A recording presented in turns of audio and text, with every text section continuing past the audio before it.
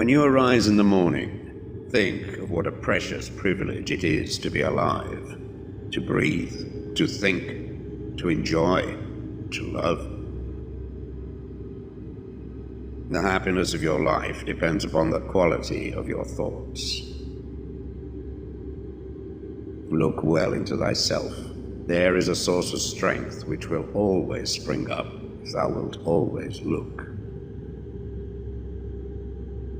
Do not indulge in dreams of having what you have not, but reckon up the chief of the blessings you do possess, and then thankfully remember how you would crave them if they were not yours. The object of life is not to be on the side of the majority, but to escape finding oneself in the ranks of the insane. Here is a rule to remember in future when anything tempts you to feel bitter. Not, this is misfortune, but to bear this worthily is good fortune. Accept whatever comes to you woven in the pattern of your destiny, for what could more aptly fit your needs? You don't have to turn this into something. It doesn't have to upset you. To live a good life, we all have the potential for it if we learn to be indifferent to what makes no difference. Think of yourself as dead. You have lived your life. Now, take what's left and live it properly. Death smiles at us all, but all a man can do is smile back. The best revenge is not to be like your enemy. Your mind will take the shape of what you frequently hold in thought, for the human spirit is colored by such impressions. The impediment to action advances action. What stands in the way becomes the way. You have power over your mind, not outside events. Realize this and you will find strength. It is not death that a man should fear, but he should fear never beginning to live. Never let the future disturb you. You will meet it, if you have to, with the same weapons of reason which today arm you against the present. Very little is needed to make a happy life. It is all within yourself in your way of thinking. Loss is nothing else but change, and change is nature's delight. A man's true delight is to do the things he was made for.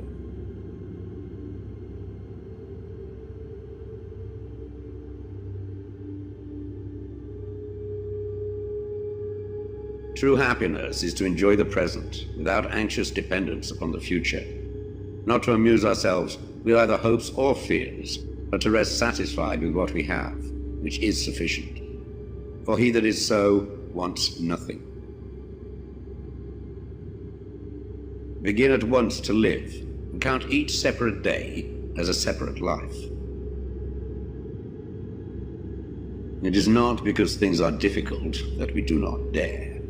It is because we do not dare that things are difficult. We all sorely complain of the shortness of time, and yet have much more than we know what to do with. Our lives are either spent in doing nothing at all, or in doing nothing to the purpose, or in doing nothing that we ought to do. We are always complaining that our days are few, and acting as though there would be no end of them. A gem cannot be polished without friction, nor a man perfected without trials. The bravest sight in the world is to see a great man struggling against adversity. Every night, before going to sleep, we must ask ourselves, what weakness did I overcome today? What virtue did I acquire? Throw me to the wolves, and I will return leading the pack. Life is never incomplete if it is an honorable one. At whatever point you leave life, if you leave it in the right way, it is whole. We suffer more often in imagination than in reality. You want to live, but do you know how to live? You are scared of dying, but tell me, is the kind of life you lead really any different to being dead?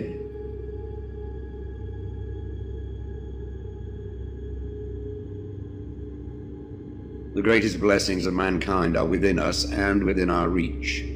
A wise man is contented with his lot, whatever it may be.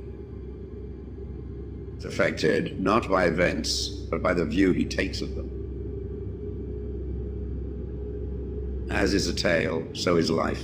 Not how long it is, but how good it is what matters. Sometimes, even to live is an act of courage. If you really want to escape the things that harass you, what you're needing is not to be in a different place, but to be a different person.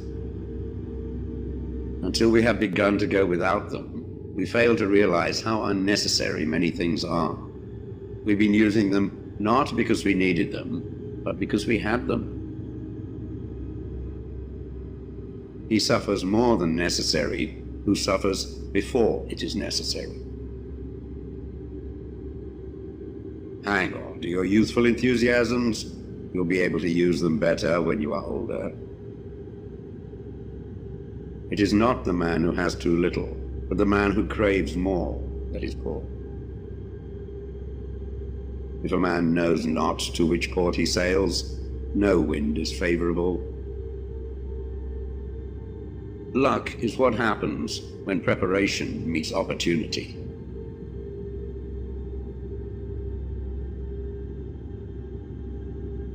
From this instant on, vow to stop disappointing yourself.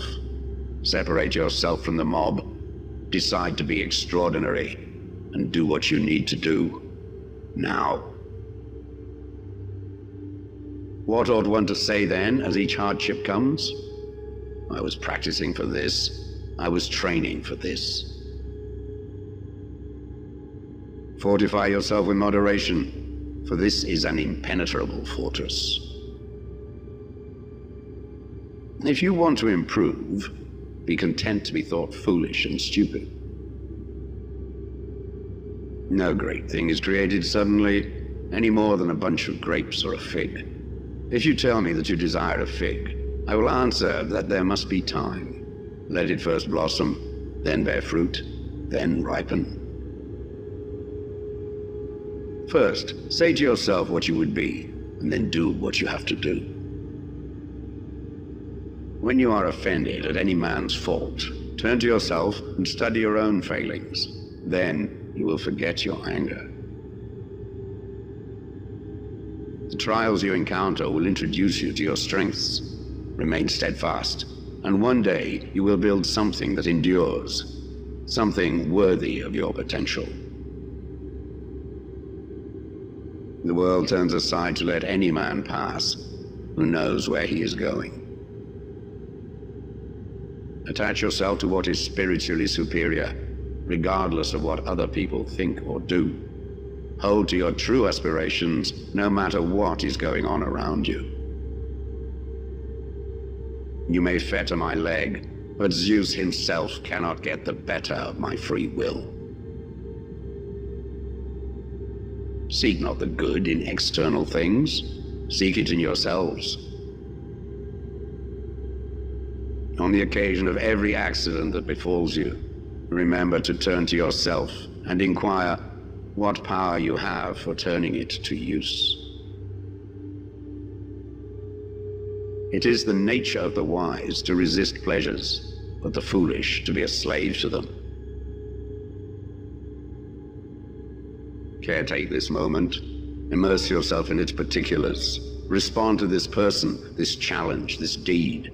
Quit evasions. Stop giving yourself needless trouble. It is time to really live.